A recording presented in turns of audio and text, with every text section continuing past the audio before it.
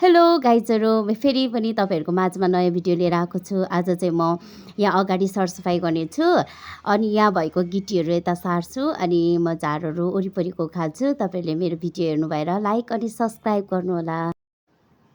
आजको मौसम एकदमै राम्रो छ, घाम पनि लागेको छैन अनि काम गर्न एकदमै सजिलो भएको छ के घाम नलागेर मलाई चाहिँ। अनि म चाहिँ यहाँ बुवा र म भएर काम गर्दैछौँ। यहाँनिर चाहिँ गिटीहरू हामीले पहिला घर बनाउँदाखेरि चाहिँ एक ठाउँमा थुपारेको थियौँ कि अनि छरिन्छ भनेर चाहिँ इँटा लगाएको थियौँ। त्यो इँटालाई पनि सार्यौँ अनि अब चाहिँ गिटी चाहिँ हामी बिस्तारै बिस्तारै गर्दै राख्दैछौँ। मौसमले पनि हामीलाई साथ दिएको छ कि कस्तो घाम पनि लागेको छैन, पानी पनि परेको छैन, राम्रो दिन भएको छ। काम गर्नु चाहिँ एकदम सजिलो होइन। अनि बर्खामा चाहिँ धेरै पानी परेर हिल्दै हिलो हुने होइन, झारहरू फेरि उम्रेर कत्रो ठुलो ठुलो हुन्छ। जति घाँस काटो उति उति धेरै झन् छिटो छिटो बढ्छ कि यो बर्खामा, पानीले पनि होला सायद धेरै पानी परेर। म चाहिँ फेरि घाँस चाहिँ उखाल्छु कि त काट्छु कि त्यसलाई, नत्र त गाह्री हुन्छ नि त। अनि त्यही भएर म चाहिँ आज यसो सरसफाइ गरौँ भनेर आज चाहिँ बुवा म अनि बहिनी भएर गर्दैछौँ। बहिनी चाहिँ अब एकछिन मात्रै गर्छिन्, बहिनी फेरि खाना पकाउनु जानु पऱ्यो नि त, काम मात्रै गरेर भएन, खाना पनि खानु पऱ्यो। अनि हामी बुवा र म चाहिँ अब यो गिटी सबै साइड लगाएर अनि यसलाई चाहिँ राख्छौँ। यति धेरै गिटीहरू चाहिँ किन राख्नुभएको थुपारेर भन्नुहुन्छ होला। यो गिटी चाहिँ सुरुमा घर ढलाइ गर्न ल्याएको थियो कि अनि यो गिटी धेरै भयो नि त, उब्रियो, सबै लागेन। अनि यो गिटी चाहिँ सुरुमा हामीले त्यहाँ राखेको थियौँ अनि त्यो गिटी चाहिँ अब बिचमा भयो नि त, आँगनको बिचमा। अनि त्यहाँनिर फुलहरू रोप्ने ठाउँ भएन अनि केही गर्ने ठाउँ भएन नि त। अनि त्यसलाई चाहिँ साइडमा राख्नलाई हामी चाहिँ यसरी ओसार्दैछौँ। कस्तो क्या यो गिटीको काम हेर्नुहोस् न, हाल्ने पनि एकजना चाहिने अनि बोरा थाप्ने पनि एकजना चाहिने अनि उचालेर लाने पनि एकजना, र एकैजनाले मात्रै काम गर्यो भने चाहिँ गलिन्छ नि त, थाकिन्छ। अनि अघि चाहिँ बहिनीले बोरा थाप्दै थिइन् अनि म हाल्दै थिएँ, बुवाले बोक्दै हुनुहुन्थ्यो। अनि बहिनी खाना पकाउन गइहालिन् अनि बेल्चाले हालेको त बेल्चाले कामै दिएन हामी दुईजनाको। अनि मैले बेल्चा सेल्चा फ्याल्थेँ अनि फेरि कर्नी लिन गएर कर्नीले बसेर हाल्दैछु। यसरी हाल्दा चाहिँ अलिक सजिलो पनि हुँदो रहेछ कि बल पनि नपर्ने। अनि बुवाले ओसार्दै हुनुहुन्छ नि त, एकजना हाल्ने चाहियो एकजना ओसार्ने, अनि नत्र त एकजनालाई मात्रै बार हुन्छ। अनि मैले यसरी हालेँ, भरिसकेपछि चाहिँ बुवाले उठाएर लानुहुन्छ होइन। अनि काम पनि कति सजिलो भएको छ क्या बसेर गर्दा, त्यही माथि घाम पनि नलाग्दा। अनि कस्तो राम्रो भएको छ क्या दिन चाहिँ। तर यो काम चाहिँ कति धेरै सजिलो देखिन्छ नि, कति थोरै काम देखिन्छ। तर यो गिटी चाहिँ तपाईँलाई भन्नुहुन्छ भने यो गिटी चाहिँ एक ट्र्याक्टरको आधी छ। अनि यत्रो गिटी हाल्नुपर्ने, ओसार्नुपर्ने, यति धेरै गिटी चाहिँ किन राख्नुभएको तपाईँहरूले भन्नुहुन्छ होला। यो गिटी चाहिँ ढलाइको लागि भनेर हामीले ल्याएको थियौँ कि अनि सबै लागेन नि त गिटी, अनि त्यही भएर आधी उब्रियो। अनि त्यो आधी उब्रेको गिटी चाहिँ कहाँ राख्ने त, ठाउँ नै थिएन नि त। अनि त्यही भएर आँगनको बिचमा राखेको थियो। अनि अहिले चाहिँ फेरि त्यो गिटीलाई त साइडमा सार्नु पऱ्यो नि त। अनि साइडमा सार्नको लागि चाहिँ अहिले हामीहरू काम गर्दैछौँ।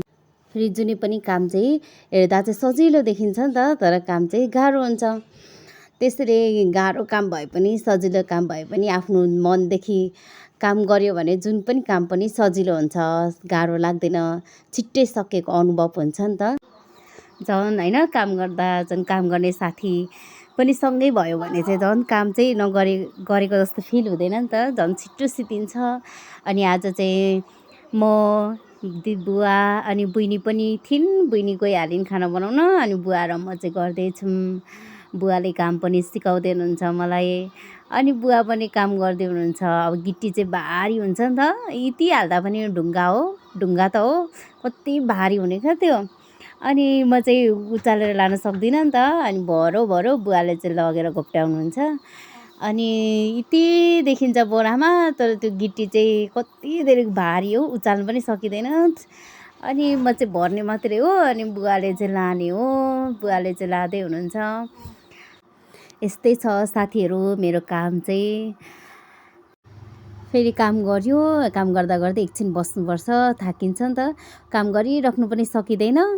अनि एकछिन भरो अनि फेरि टुसुक्क बस्यो एकछिन अनि फेरि भरो। काम यस्तै छ, के गर्नु र साथीहरू, काम गर्नै पर्यो। काम गर्दा गर्दै फेरि एकछिन बस्नै पर्यो, नत्र त फेरि भर्नै सकिँदैन, काम पनि गर्न सकिँदैन। साथीहरू म चाहिँ एकछिन टुस्सुक बस्दै भर्दै यसरी नै काम गर्छु। तपाईँहरू चाहिँ कसरी काम गर्नुहुन्छ मलाई भन्नुहोला कमेन्टमा। यो बनाएको भिडियो चाहिँ अलिक पर भएछ कि साथीहरू। अर्कोचोटि म भिडियो बनाउँदा चाहिँ अलिक नजिकबाट अनि राम्रो तरिकाले बनाएर हाल्नेछु, त्यो पनि हेर्नुहोला। अनि बल्ल बल्ल गिटीहरू चाहिँ मैले बोरामा हालिसकेँ कि साथीहरू। कत्रो टाइम लाग्दो रहेछ कि, यति देखिन्छ तर कति धेरै लाग्यो मैले भर्दाखेरि चाहिँ। अनि बुवाले चाहिँ त्यो गिटीहरू थुप्रेको गिटी थियो नि अघि हामीले ओसारेको, त्यो गिटीमा चाहिँ नछरियोस् भनेर वरिपरि इँटा लगाउनु भएको थियो कि बुवाले। अनि त्यो इँटाहरू चाहिँ झिकेँ मैले, सबै अघि साइड लगाएको थियो नि त। अनि त्यो इँटाहरू चाहिँ फेरि एक ठाउँमा थुपार्नु पर्यो, चारैतिर फिजारिन्छ नि त। अनि सबै इँटाहरू चाहिँ यहाँ म चाहिँ मिलाउँदैछु, एउटा एउटा गर्दै ल्याउँदै बुवा र मैले मिलाउँदैछौँ। ल्याउँदै राख्दै अनि मिलाउँदै गर्दैछौँ नि त। सुरुमा त्यो इँटा बोकेर ल्याएर राख्नु नजानेर हातै किच्यो। इँटाले ढुङ्गाले लागेको हात चाहिँ कति साह्रो दुख्छ। एकछिन त हात त पोल्छ त्यो किच्याको ठाउँमा ढुङ्गा र इँटाले लागेको हातमा चाहिँ कति साह्रो पोलिबस्छ। साथीहरू मेरो हात चाहिँ फेरि धेरै किचेको होइन कि, अलिकति इँटाले छुको मात्रै हो। तपाईँहरूलाई चाहिँ फेरि भनेको मैले यसरी इँटाले लाग्दा यति धेरै दुख्छ भनेर, मैले चाहिँ अलिकति छुको मात्रै हो, त्यति धेरै चाहिँ दुखेको छैन। काम गर्दैछु, काम गर्नै नसक्ने गरी चाहिँ दुखेको छैन, अलिकति चस्स मात्रै छुको हो साथीभाइहरू। मेरो चाहिँ काम गर्दा गर्दै त्यसो त भइहाल्छ नि। मेरो चाहिँ फेरि काम सिद्धिसकेको थियो कि त्यो गिटीहरू ओसारेर। तर के गर्नु साथीहरू, त्यो गिटी राखेको ठाउँमा गिटी पनि माटोसँग मिसिएर मुनि गाडेर बसेको छ कि। अनि त्यो माटोमा भएको गिटीलाई हातले खसार खुसुर पारेँ।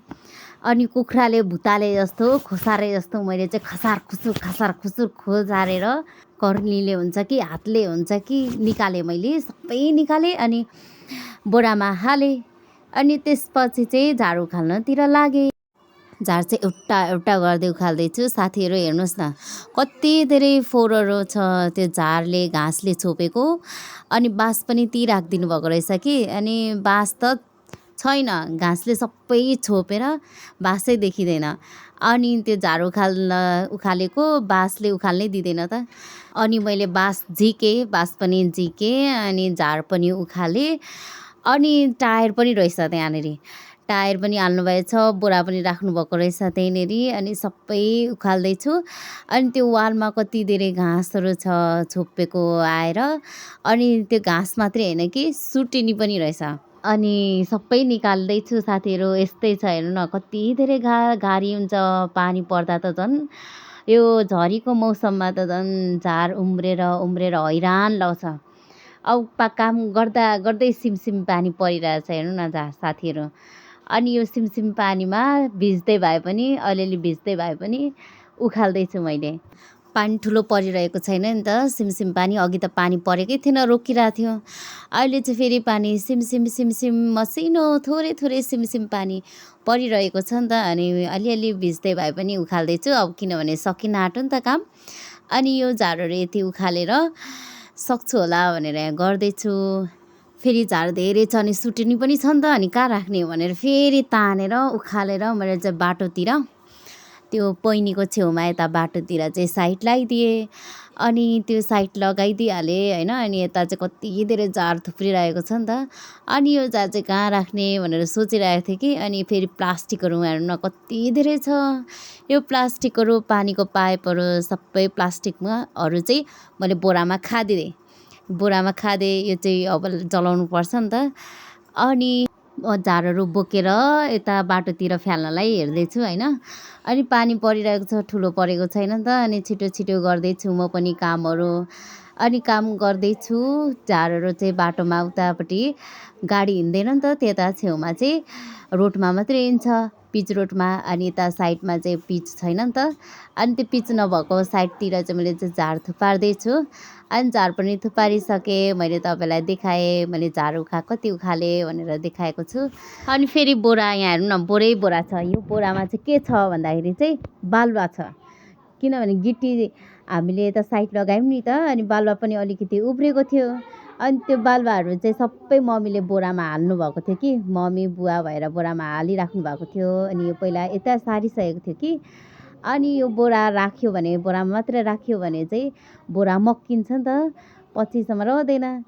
1-2 महिनामा त मक्किन्छ, पानी परेको परेछ, घाम पानीले मक्केर जान्छ नि त। अनि त्यही भएर बोरा चाहिँ बालुवामै मिसिन्छ। अनि हामीहरू चाहिँ यहाँ यसरी खनाउँदैछौँ, बोराहरूको बोक्दै लाँदै खनाउँदैछौँ होइन। अनि यो काम पनि अब एकछिनमा सिद्धिन्छ। साथीहरू, मेरो भिडियो तपाईँहरूलाई कस्तो लाग्यो त हेर्नु भएर लाइक अनि सब्सक्राइब गर्नुहोला, नबिर्सिनुहोला। काम गर्दा गर्दा थाकेर बस्नुपर्छ, म चाहिँ एकछिन बस्छु अनि उठेर काम गर्छु नि त। अनि बोरा सबै बुवालाई एक एक गर्दै दिन्छु होइन। अनि खनाउँदा खनाउँदै एउटा बोरामा त बालुवामा चाहिँ माटो मिक्स भएको परेछ कि माटो मिस्सेछ। अनि मैले चाहिँ पानी भरेँ होइन। अनि बुवालाई पानी दिएँ। अनि बुवाले चाहिँ त्यो माटो मिस्सेको बालुवामा चाहिँ हाल्नुभयो होइन। अनि पखाल्नुभयो, माटो पखाल्दा माटो बगेर जान्छ नि त। अनि बालुवा मात्रै रहन्छ। अनि त्यो बालुवा सफा भयो भने काम दिन्छ नि त, त्यो बालुवा फ्याल्नु पर्दैन, फेरि काममा प्रयोग हुन्छ नि त। अनि हामीहरू चाहिँ यसरी बोरा हाल्दैछौँ, खनाउँदैछौँ होइन। अब मेरो भिडियो चाहिँ यहीँसम्म हो साथीहरू। मेरो भिडियो हेर्नु भएर लाइक अनि कमेन्ट गर्नुहोला। मलाई सब्सक्राइब गर्नुभएको छैन भने सब्सक्राइब गर्नुहोला। By by.